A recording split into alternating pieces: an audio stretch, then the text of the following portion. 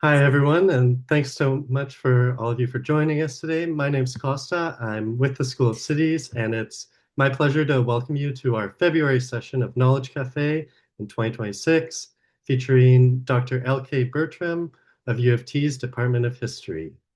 Knowledge Cafe at the School of Cities is a monthly speaking opportunity for members of the U of T tri-campus community to present insights and highlights of their research on a theme that is important and relevant to cities. It provides a platform for faculty, students, and researchers who are working to uncover solutions to creating a more just, equitable, sustainable, and prosperous cities. Now, in just a few moments, I'll turn you over to our speaker, Dr. Bertram. Dr. Bertram is an associate professor in the Department of History at the University of Toronto and teaches courses on history, capital, and algorithmic technologies. But just before we begin, I'd like to remind everyone of a few housekeeping items. First, you'll notice that all microphones are muted for the duration of the presentation. If you wish to ask a question live during the question and answer period, you can request to be unmuted and a staff member will assist. As well, you can use the chat function to type in your questions at any time during the presentation. We'll collect these questions and get to as many as we can following the presentation. And as well, we ask that everyone please practice respect and good etiquette. Anyone who demonstrates inappropriate language or behavior will be removed from the session. Now, without any further ado, so that we can get started with this exciting presentation, I'd like to hand over the session to Dr. Bertram. So feel free to take it away. Thank you so much, Costa, and thank you again for having me at the School of Cities. This is such a great opportunity. Good morning to everyone that's joining us today. My name is L.K. Bertram, and we'll jump right in. So Stephen Harper, actually, our former Prime Minister, made an interesting statement about 2 weeks ago, and it caught people off guard. It was something like, it's in fashion these days to describe our times as unparalleled. And that is the hallmark of a society that no longer teaches history. So today what I'd like to do is to translate some historical facts that I think that you will potentially find helpful to understand the current landscape around us and a range of different kinds of options and possibilities that we actually have right now. We can build historically engaged solutions for modern problems, but doing so requires a really precise and detailed understanding of the past. When we do that, we end up with these kind of superpowers that can really help create more deeply informed policy and practice. So a little about me. So I am a historian of the 19th and 20th centuries. And in my off time, I've actually been running a larger scale open history classroom for sex workers to make sure that they have equitable access to historical information about their industry that is accurate and timely. So in the process of building that, I learned a lot because that kind of content is actually heavily banned and often censored in algorithmic platforms like TikTok and Instagram. So I learned how you can be really targeted by algorithmic tools and AI tools and what that's like and how dangerous that can be. And I also learned that we can create new landscapes that actually supercharge and support our understandings of the present and the past. And so doing that helped me gain a lot of views for this research, make sure that the people who needed this kind of work had access to it fast and easy. And yet, I want to talk to you today about how one person doing these kinds of things is not enough. We really need to rethink how we're looking at both the disinformation crisis and the AI age as well. It's traditional in Toronto to begin with a land acknowledgement, to talk about how we're standing on the homeland of the Huron-Wendat, the Seneca, and the Chippewa and the Mississaugas of the Credit First Nation. And yet today what I'd like to do is actually pivot a little bit and move instead to a TRC call. So if we go to the Truth and Reconciliation Commission of Canada's calls to action, 23 of those calls ask us to use history to understand how to proceed into the future. And 19 of those calls also ask us to support the protection and the revitalization of Indigenous languages in Canada. And that really pertains to what I want to talk to you about today, because we're talking about how communication systems can be co-opted to colonize people and to colonize territories. The painting that you're looking at is by John Gast. It's called American Progress. It's from 1872. And this painting shows you how the US government was thinking in the 19th century when they saw a territory they really wanted, the Western territories. And this painting is supposed to be, showing progress marching across the plains. You can see in the left-hand corner here, Indigenous people are supposed to just kind of escape farther and farther until they are supposed to disappear altogether. So this is really a painting about colonial strategy, and it tells us a lot about colonial infrastructure. You'll notice all around the painting, there's all these symbolic things, symbols of progress, like technologies, like the railroad. We can see the post, the wagons coming through with like the post and settlers. But in the hands of America is communication infrastructure. That's the telegraph line heading west.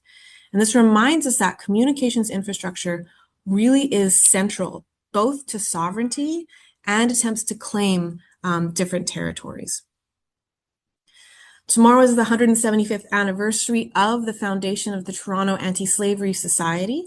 And I wanted to show you here one of the founding members, Henry Bibb. That is important. When we look at the Underground Railroad, they also tell us a lot about why you need to protect your communications infrastructure. They couldn't rely on the newspapers of like white-owned, papers that might have a lot of ties to the slavery economies. So they had to create new forums that were secure and that they could control, right, to be able to communicate with people. So the abolition of slavery and communication security also really went hand in hand. We also see this in the Second World War. It's a classic case. With the Norwegian resistance, they had to fight against Hitler trying to get secure hard water to build an atomic bomb. And so they basically, changed world history by preventing that from happening. But the most dangerous position that you could occupy in the Norwegian resistance was actually to be a radio operator. So if you were the person that was like the communications backbone of the resistance, you were the first person the Gestapo wanted to find and take out. So this reminds us also how essential communications infrastructure is to protecting democracy, protecting world peace, and why it's so aggressively targeted in times of colonial territorial expansion. So in Canada today, the times have been changing. It's been interesting. We are an Arctic bordering nation, and a lot of the interest in our territory from a range of different countries often focuses on that element. As the Arctic heats up, there's ice-free waterways more for longer in the year, and it's people envision that as kind of like an opening of a new territory. So basically, what's happening is the Canadian government has announced that they would like to, of course, strengthen Canadian national security, and there's a lot of money and a lot of like funding opportunities moving in that direction. What I want to argue to you today is that we cannot ignore the importance and the centrality of communication security to national security, as well as the security of our treaties with First Nations, Indigenous, and Métis and Inuit people. So when we think about this kind of, communications being this target or this threat, it feels weird for us because we're really post-war people. We're people that grew up with infrastructure that we didn't really notice. For example, we're not talking about cholera today. We're not talking about, how to save yourself from diphtheria because Toronto has a sewage system that works, right? Our infrastructure is strong. We don't notice it. Our communications infrastructure is not strong right now. We have a lot of problems, and so that's why we're noticing all of these problems. All right. So the Filipino journalist and Nobel Peace Prize winner Maria Ressa has really been pushing all of us on this front. And she talks specifically about social media and why social media itself has been linked and related to the assault on democracy around the world. She describes it as an invisible atomic bomb. So I want you to imagine that this has happened, right? But we can't notice that it has happened. It exploded in our information ecosystem. And now we must act as the world did after Hiroshima. So to reclaim Canadian sovereignty, to reclaim communications security, we need to think more critically and more proactively about how do we secure like how we speak, how we communicate, how we express ourselves. So I have a question for you, and that is, what actions do you find are often recommended to you when it comes to dealing with social media harms? So we always see all these things, maybe it's like youth mental health or disinformation, and usually an expert pops up and is like, here's the things that you can do. I want you to pop into the chat if you can. What are those actions? What are we usually recommended to do? And if it's working for you. And I'll come back to that question in a second. So we have to rethink how we see social media and communications, as well as data and privacy. We need to think of it as part of a larger, like it's embedded in the AI world. We've often treated social media as different or separate. It's not. And in 2023, our colleague Geoffrey Hinton here at University of Toronto announced that the world was facing 6 existential threats related to AI. 50% of those have to do with what I'm about to talk to you about today. So social media polarization. Sorry, we just need to turn the chimes off on this. Social media polarization, social media disinformation, and ways that can be used in military applications.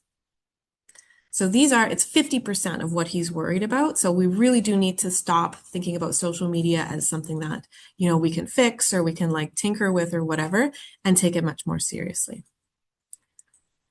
And to do that, while you're adding those comments into the chat about actions that are recommended, I want to make a really important distinction.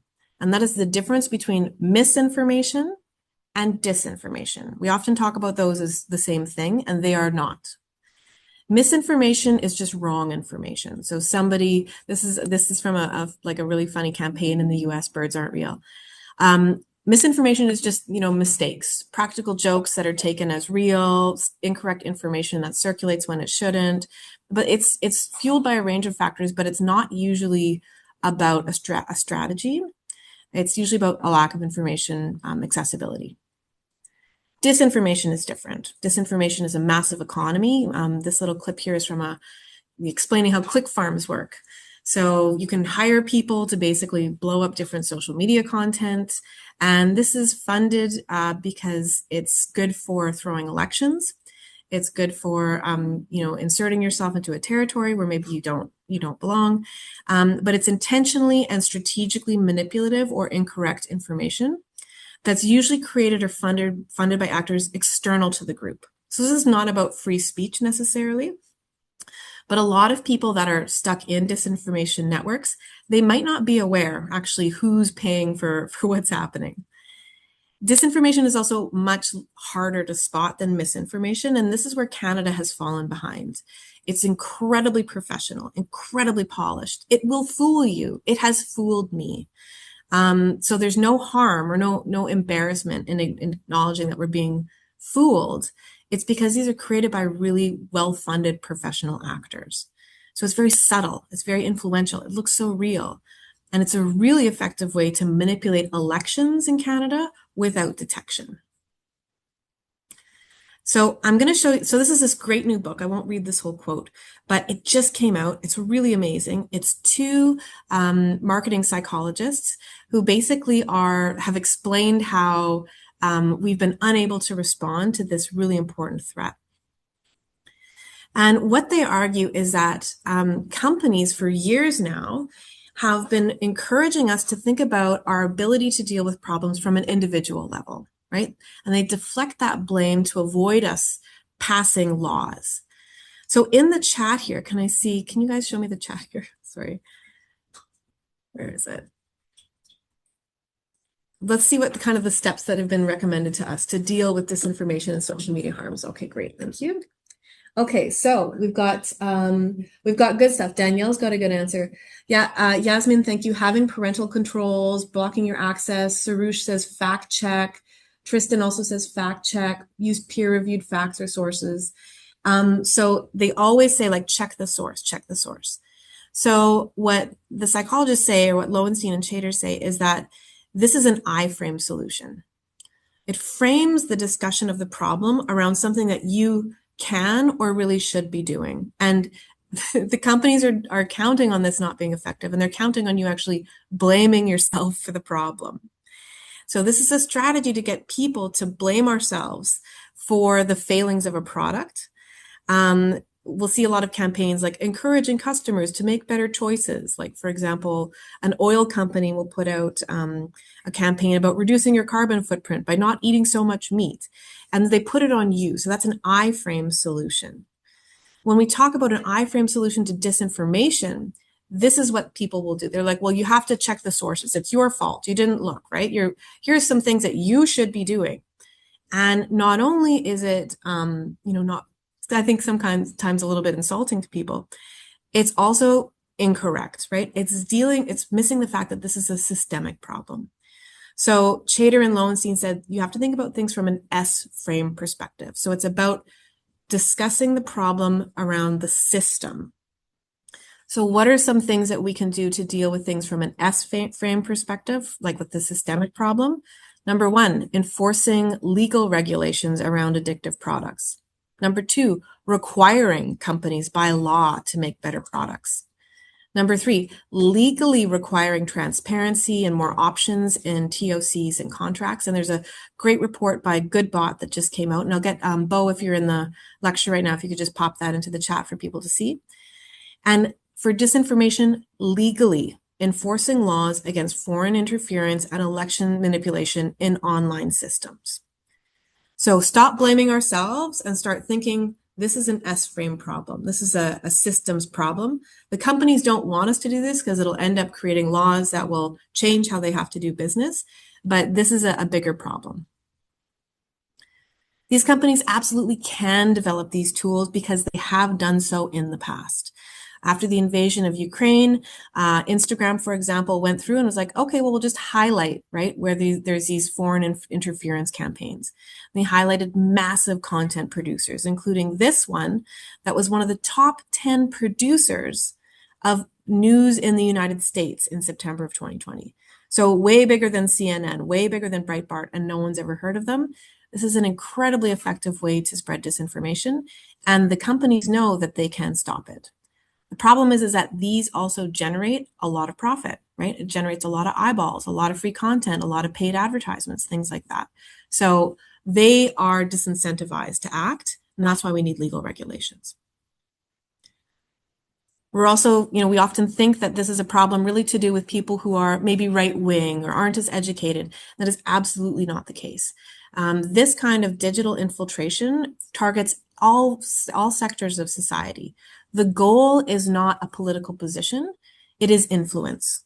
So the left also has been really targeted, and I think not really discussed it very much, by these kinds of influencers because it buys them territory, right? It buys them territory and an ability to sway how people think and to create like strategic division.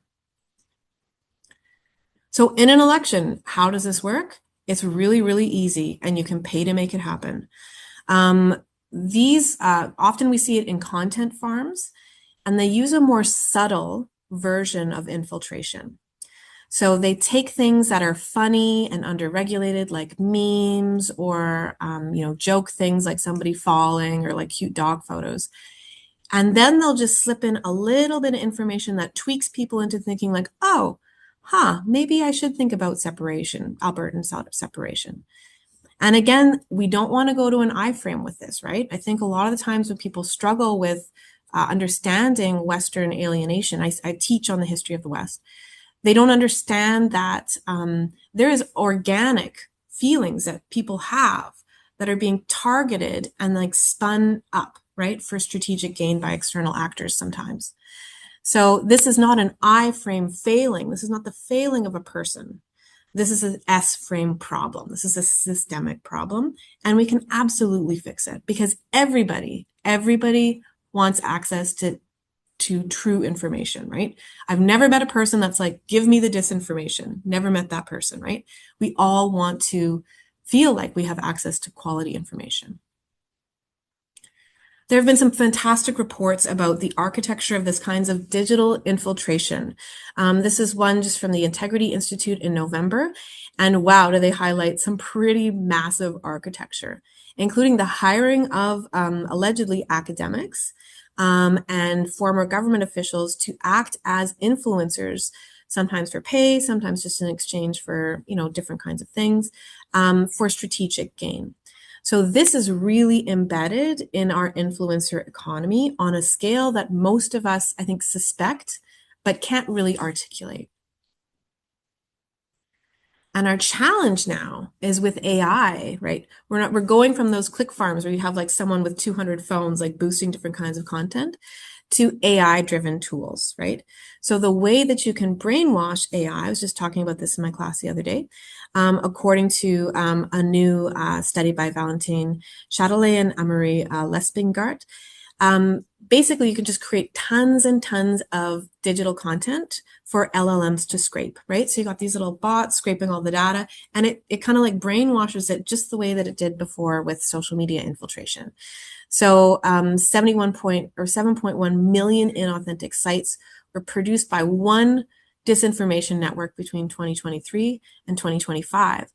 And the result was that all of the major LLMs like ChatGPT and Copilot and things like that, 33% of the time they would spew back altered content, right? So you can also brainwash generative AI, and people are doing it really effectively right now, again, with not a lot of legal regulations.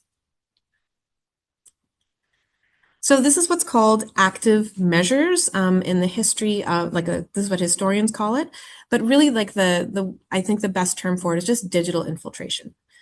So digital infiltration looks at real pre-existing populations that have their own divisions and pressures, ways of speaking, ideas, and it copies them. And then it sets up fake accounts, gets people to flock in, and like tries to just slowly sway public opinion. Again, they don't create kind of like arbitrary divisions that don't exist. They use existing divisions. So this one, for example, is from 2010 from Trinidad. If you want to see more about this, there's a good coverage of it in the documentary The Great Hack, about the Cambridge Analytica scandal. And the goal was to get Black youth not to vote in the federal elections in 2010. So what they did was they went in, they're like, okay, well, let's study like how people speak, like what's the art like what are people really into? And they created like a zombie account, a zombie campaign. It wasn't the people, but it kind of hit all the points that wouldn't be recognizable to them as external. And then it was slowly like, you should protest inequality by not voting in the federal election. And this ushered in according to the Great Hack, ushered in a victory for the opposing party in Trinidad. So since 2010, that whole world has exploded. It's very lucrative to be able to influence, elections. So we can think about digital infiltration as a strategic form of, we could say, political communication on one hand, but also political warfare, using a diverse range of actors, media, and influencers. So the focus is on a broad range of influence activities, again, under the radar, right? Thinking about memes, thinking about funny stuff, like stuff that people aren't going to notice.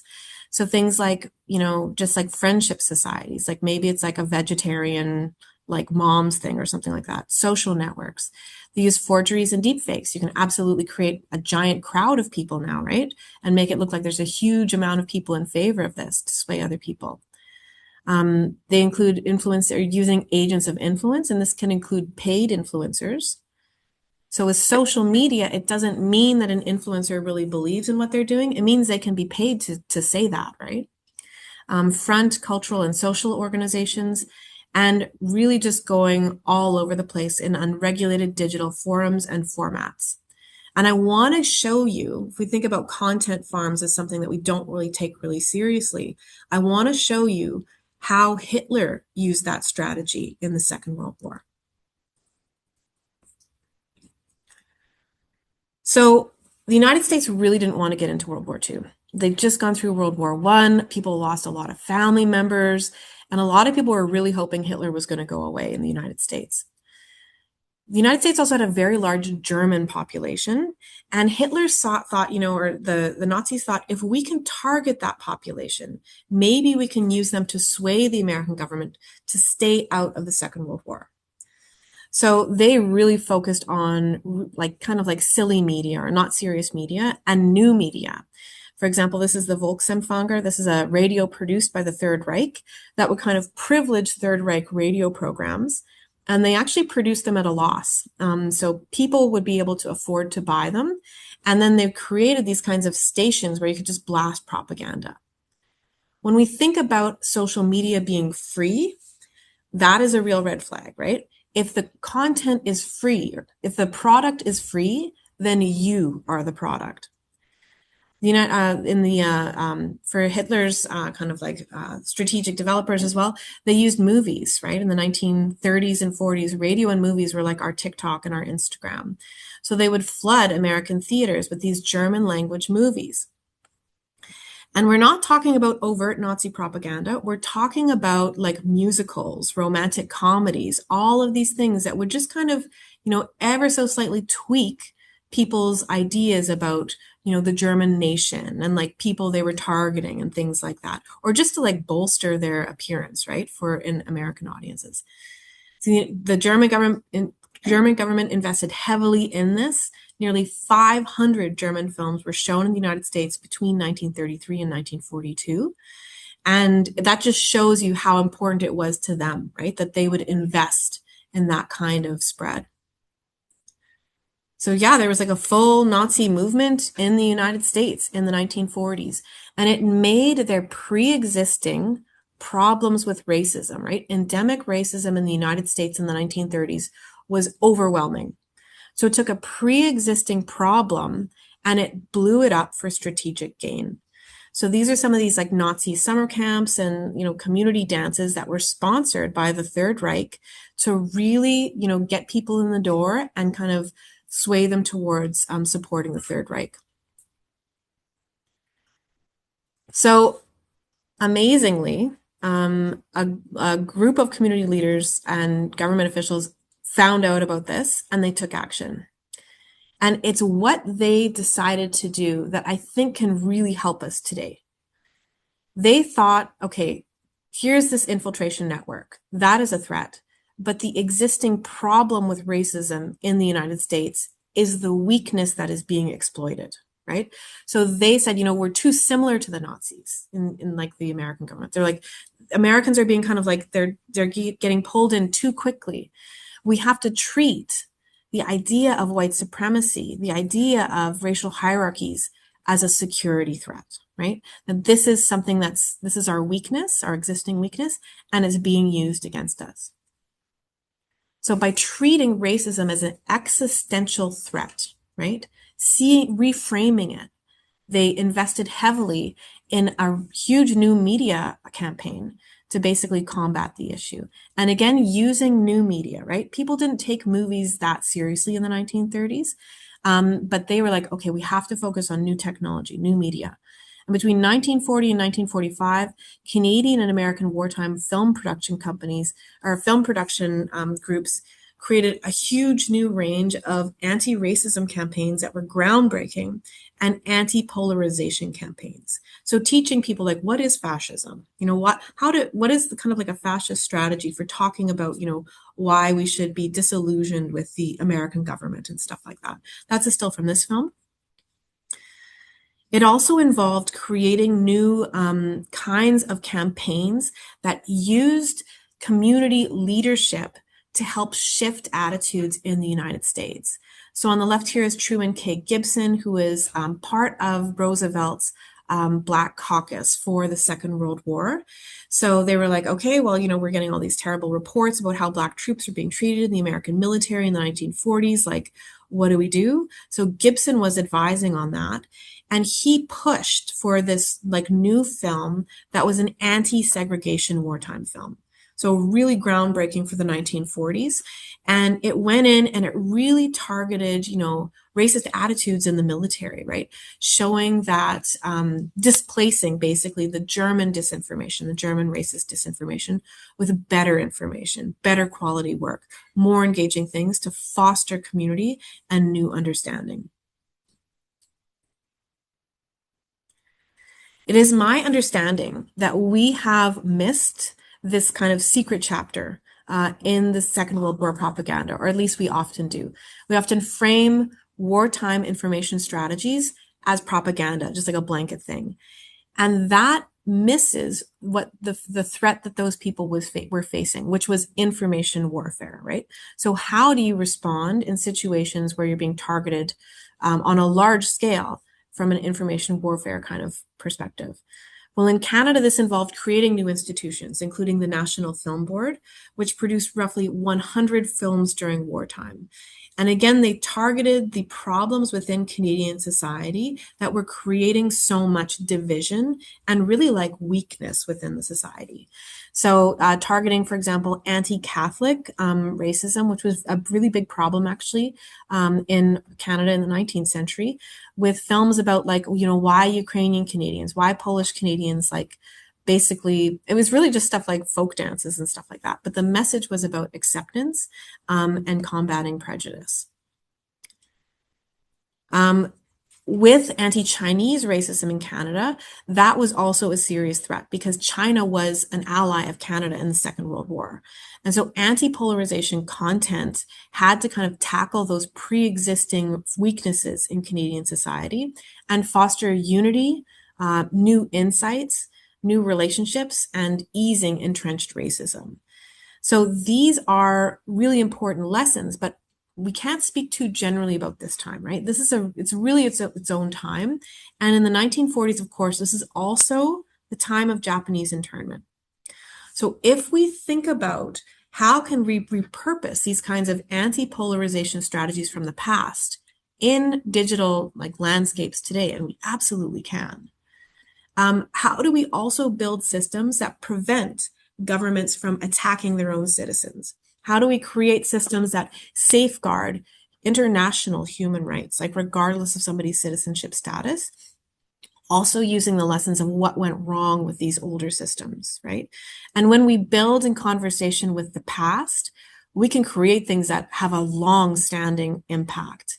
And that's something else we've really missed about these anti-polarization campaigns of the 1940s, is that it's after 1945 that Canada really has to reckon with its own systemic entrenched legacies of racism, right? Often historians have said, it's really like the horror of the Holocaust that made people internationally kind of change their minds about racism. It's also the changes to how people thought about race and difference and equality generally. And so in Canada, this led to the abolition, for example, of the Chinese Exclusion Act, as well as massive changes to the Indian Act. Of course, still incomplete, but it shows you the power of that kind of communication strategy. So I want to give us a little bit of time to be able to speak and ask questions.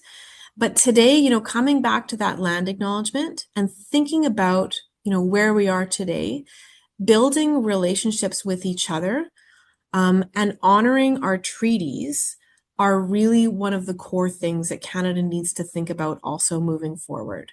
So this is another pre-existing weakness, right? Canada has not been great at all at upholding the treaties. And that pre-existing weakness can be exploited, right? Pre-existing problems with endemic racism can be exploited. So if we take this as an opportunity to reframe those as existential threats, we can really flip the script and think about this as a time of opportunity, reflection, and reform, really, in terms of Canada's future. So to recap, number one, when we think about communications security, we're not in the post-war world anymore, right? We're not in the social media is fun or like social media is not serious world anymore. That time is done.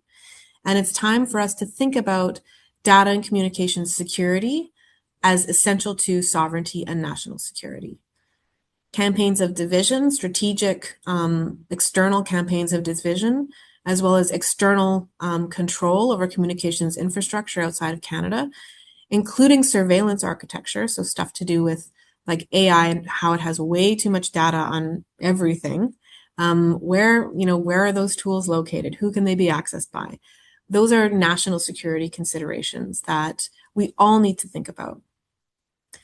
I think in the past too, we've thought about surveillance, like Shoshana Zuboff's work, the surveillance economy, or surveillance capitalism as problematic or serious or dangerous. And it's time to flip that script and say surveillance architecture can become invasion architecture like that.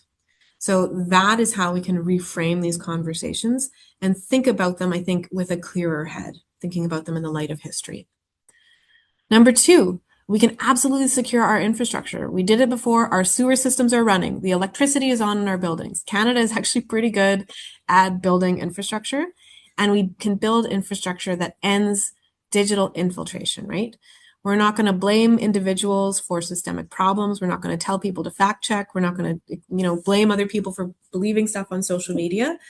This is a systemic problem, and Canadians require access to secure, authentic communications infrastructure. And just a reminder about the radio, right? What's the first thing they want to take out? It's the communications systems. And number three, displacing the bad with the good.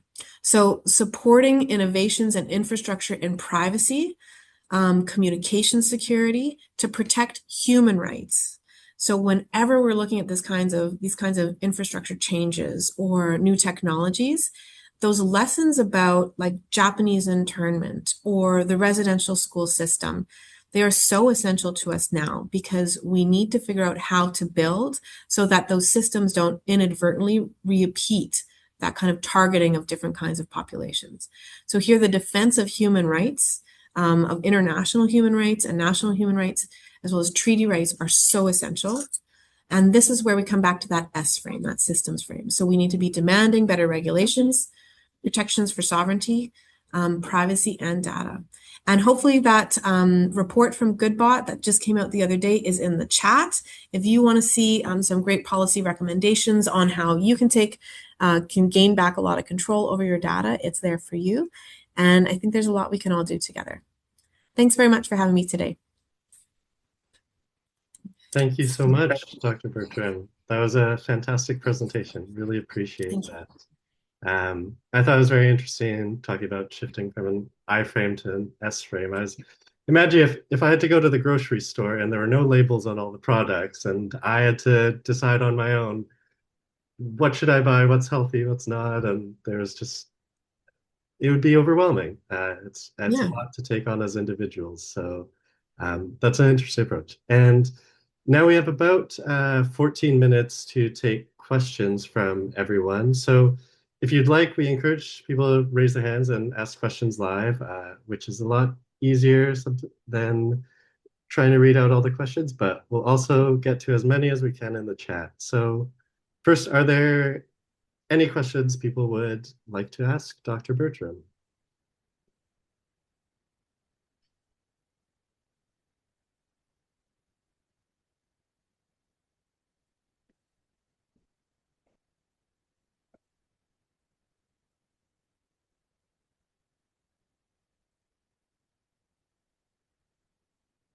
Okay, while people build up the courage to ask a question, I'll look at the chat and I noticed one question from Lisa who asks, do you think distributed community social media, Fediverse, has a role to play here? Mm-hmm.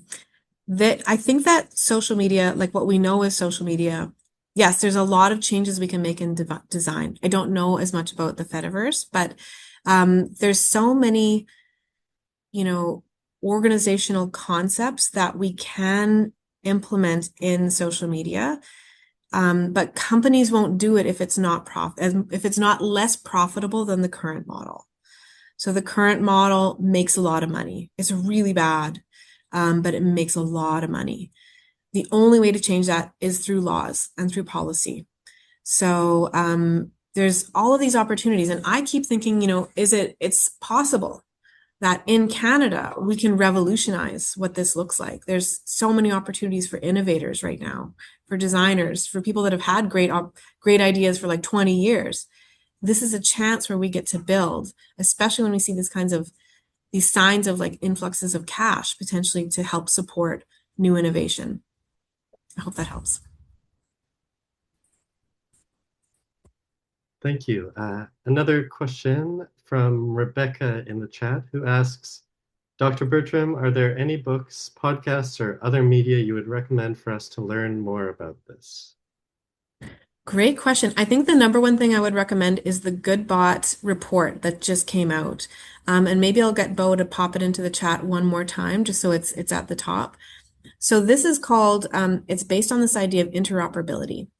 So it means that you own your data. So imagine you're on Instagram and you're hating it and it's brutal and you're like, this is the worst, and you want to leave. Right now, in the current system, you will lose all of your contacts. You'll lose all of your content. You'll lose all of your messages. You can kind of download them into a chunky format, but you can't just like switch to a different platform, right? And have it all appear. There's this model that was created in Utah. It's called the Utah model. And it basically means that everything that you put on social media belongs to you, and you can pick it up and take it and leave and pop it into a different place. And just like, there's all your friends, right? There's all your contacts, there's all your messages. And man, is that bad for Instagram and Meta right now, right? Like they will lose immediately tons of people, especially if the other platforms can compete and grow as fast as they have, right? So when we fracturing these kinds of international or foreign tech monopolies and their hold in Canadian communications infrastructures, so essential, right?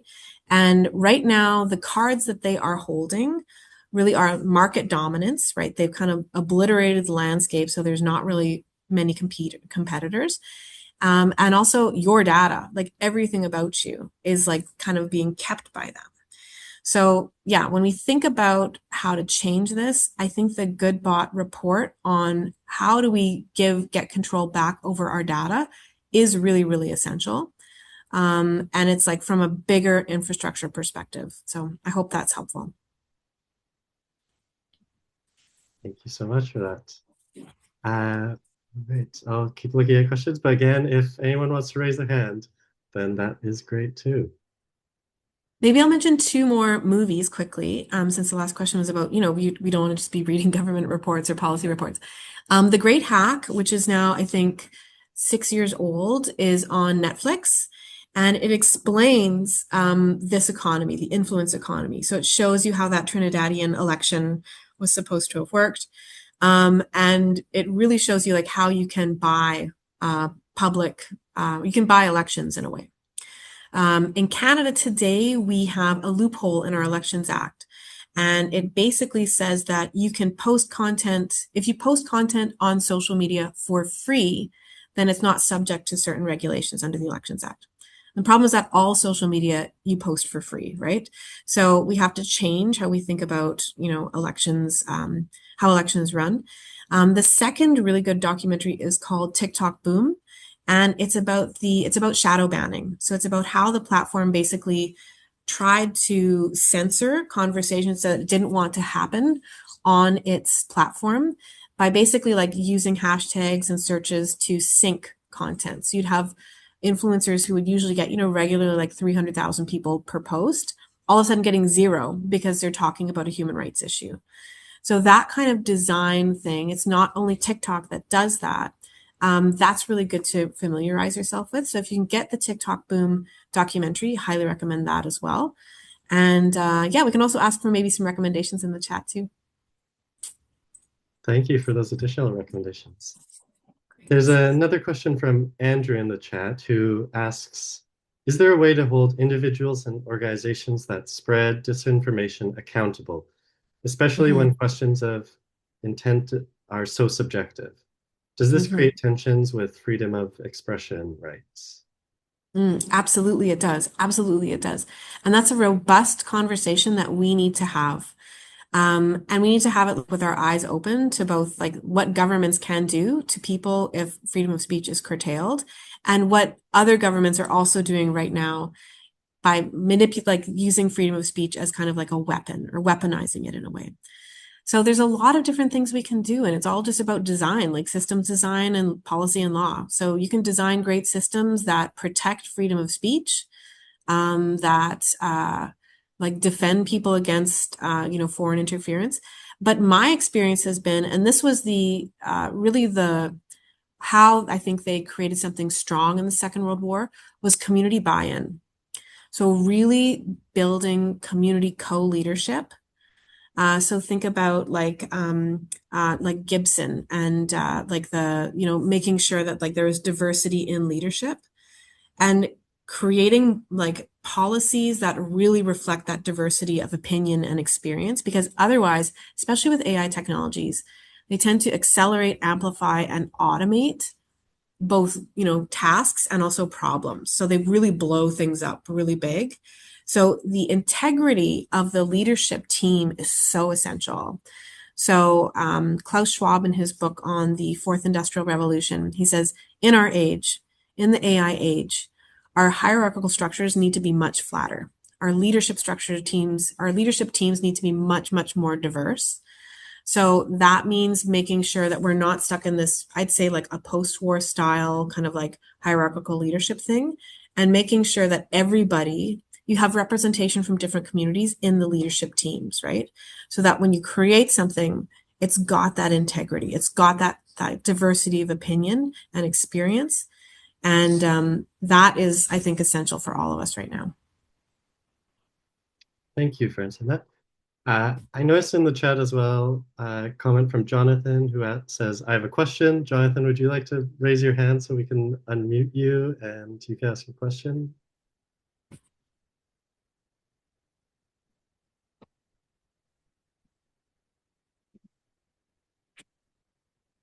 Thank you. Yeah, this is great information and timely for me.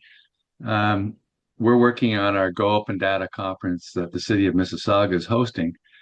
And my question is related to digital twins and the rise of physical AI. Mm, And how do you archive these beasts? And then how do you ensure that they are enabling uh, common dialogue among the citizens and residents of a place? mm, Because they are becoming more real time and more embedded into the natural built infrastructure that we call home. mm. And it's being, the vendors are capturing that space. Yeah. Absolutely, absolutely. So, digital twins, just going to, uh, yeah, like creating stuff that basically like mirrors what you have. Yeah, these are really good questions. I'm not sure I'm equipped to answer that particular question, but I can say like in terms of like the public-private partnership question, or I think what you're maybe part of what you're asking, that's really significant because, in the post-war world, it was common for the government to just be like, okay, we're going to really, really focus on, developing these like big federal job systems and stuff like that. So getting, just the government kind of running the different big jobs. We know that that is slower, right? We know that that is more inefficient. And when it comes to existential challenges, you don't want to not be performing at your best, right? So I think with private-public partnerships, there is a role there, and we do need to take them seriously. But the public needs to be in the driver's seat. And we need to really, really focus on that transparency architecture as well as algorithmic literacy architecture. So really, really creating new educational opportunities for the public to learn more about like what these things are, how they function, how they can affect us. And again, like building in those new teams, right? Where you've got like different people looking at the problem from different perspectives. So it's an interesting shift, I find, is, we live in this world where we inherited really the sacrifices of other people. the security and the not like and obviously like the post-war world has also been had a lot of serious problems. But in terms of like our communications infrastructure, that was a gift from past generations. And we have to really think about like what is the gift that we will give future generations here, and how do we do it in a way that is like as strong, right? As durable and better really too. So I don't know if that really answered your question, but uh, Jonathan, but I appreciate it. No, no, thanks very much. And I mean, the main thing is you also bring in the indigenous. It's all Mm, place-based, 7 generations. So where I live in Coburg, there's this Wesleyville 10,000 megawatt nuclear reactor that's going in. And I was at a oh, council meeting last night, and the mayor was saying we must listen to the indigenous first. You can't come to them after you've got a plan. And that was to do with decommissioning a dam to allow for the mm, water to flow in the Ganaraska. But I don't know if she would say that with this $5.5 million deal that Port Hope has signed with mm. OPG to facilitate the implementation of this nuclear reactor. Yeah, and I gotta say, like again, if we reframe how we think about our time, like First Nations treaties, those treaties were actually originally many of them military treaties in Ontario. So Yeah. those are our military allies. And we still, like non-Indigenous people, we need our treaties, right? Everybody needs our treaties. So with that kind of stuff, like with the duty to consult, we think about like that duty to consult federal law. We have to shift away from that post-war idea that that's a nice thing to do, right? Oh, we want to uphold human rights. My experience has been is that when people are sitting at the table and they're looking at tight budgets, they cut out the nice things to do. This really is more than a nice thing to do. It is like part of the foundation of who we are, and it's actually essential for national security, for our treaties to be in good shape, right? For our relationships between Mm. Indigenous and non-Indigenous people to be strong. And it's not really like a historical thing even, right? Like of course that's like the origins of the treaties. But if you look at the Arctic, guess who's defending the Arctic right now, right? It's overwhelmingly Inuit people. So Canada, like non-Indigenous Canada, is not in a position right now to operate like we don't have to deal with this anymore, because that's not the case. So duty to consult and like a nation to nation relationship, it can really work. It can really work so, so well. But as you mentioned, Jonathan, like it's about people coming in at the very beginning and being at the leadership table, right? As your co-leads. And that can be hard, right? That can be hard. That's a whole field. Some people just can't, they haven't like had the background in it. It's too hard. But you can build those teams. And right now they are just so essential. Yeah. Hope that Some helps. would argue that that 5.5 million is hush money. Yeah, it's possible. And then that's a classic, these are all classic moves, right? So I think, and this is something I would say about the Ring of Fire plans. Like I've seen already like some First Nations farther north being like, what the heck is happening? Like there's no consultation. That is a post-war move, and it is a mistake. You cannot act like that anymore. And it requires, again, different kinds of leadership. So it requires people that really understand the history and what it means. It's complicated, right? It's a complicated problem. And so, yeah, I think like this idea that we just like move in and just pay people or something, it's not going to work. And it's actually a national security issue to do that kind of thing, in my opinion. Thank you. Sorry to Thank you. interrupt. Just want to thank you again so much for the presentation. We've run out of time now and we're past one, so we'll have to wrap up now. If anyone has questions that we weren't able to get to, we'll send them on to Dr. Bertram afterwards. And so I want to thank everyone who was able to attend today's session. And to let you know as well, our next Knowledge Cafe will feature Dr. Bryce Bataman of the Dalla Lana School of Public Health, and will examine critical gaps in data and evolution of safety interventions for vulnerable road users in North America. So I think Magda has put a note in the chat about that. And as well, please consider subscribing to this School of Cities on whatever social media you use. Speaking of what we're talking about today. Um, so thank you again, Dr. Bertram, and to everyone who attended, have a wonderful afternoon.